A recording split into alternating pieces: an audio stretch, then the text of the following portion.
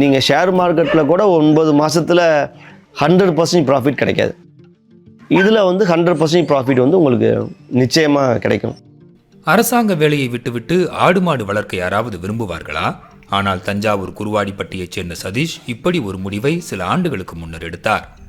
காவல்துறை கான்ஸ்டபிளாக பணியாற்றி வந்த இவர் அரசு வேலையை விட்டுவிட்டு தற்போது ஆடு மாடு கோழி நாய்கள் என ஒருங்கிணைந்த பண்ணை மூலம் ஆண்டுக்கு 40 லட்சம் ரூபாய் வரை வருமானம் ஈட்டி வருகிறார். இப்போது புதுசாக ஃபார்மிங்க்கு வர்றவங்க எல்லாருமே இமீடியட்டாக அதுலேருந்து ப்ராஃபிட் எடுத்து நிறைய ஏர்ன் பண்ணணும் அப்படின்னு தான் ஆசைப்பட்றாங்க. ஆக்சுவலாக அது ஃபர்ஸ்ட் ஆஃப் ஆல் அது அங்கேயே தப்பு. அது நீங்கள் அப்படி பண்ணவே முடியாது. ஒரு தொழில் ஆரம்பிச்சிங்கன்னா 3 வருஷம் மினிமமாக அதில் வந்து ஃபீல்டு ஒர்க்கு பார்த்தா மட்டும்தான் இந்த தொழில் சக்ஸஸ். ஸோ எல்லாருமே என்ன நினைப்பாங்கன்னா, சரி ஒரு கோட் ஃபார்மிங் பண்ணணும். ஸோ அதுதான் நானும் நினச்சேன். ஒரு 25 பெட்டையாடுகள், அதை மேட் பண்ணுறதுக்கு 2 கெடா ஆடுகள் வாங்கினோம். ஸோ அந்த கெடா ஆடுகள் பார்த்திங்கன்னா ஒரு 7-8 மாதத்தில் நான் வாங்கின விலையிலேருந்து 2 மடங்கு அதிகமாக நான் விற்றுறேன். ஒரு 9,000 வாங்குகிறேன், அதை விற்கும்போது 18,000க்கு நான் வந்து சேல் பண்ணுறேன்.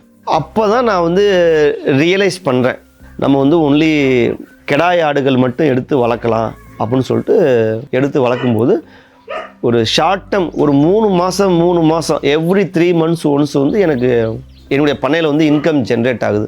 ஸோ இப்படி ஜென்ரேட் ஆகும்போது எனக்கு ஃபார்மிங் வந்து ரொம்ப ஈஸியாகிடுச்சு.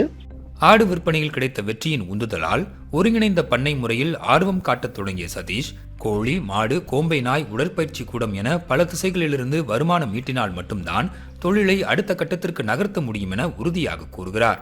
இந்த புரிதல்தான் அவருக்கு கைமேல் பலனை கொடுத்திருக்கிறது.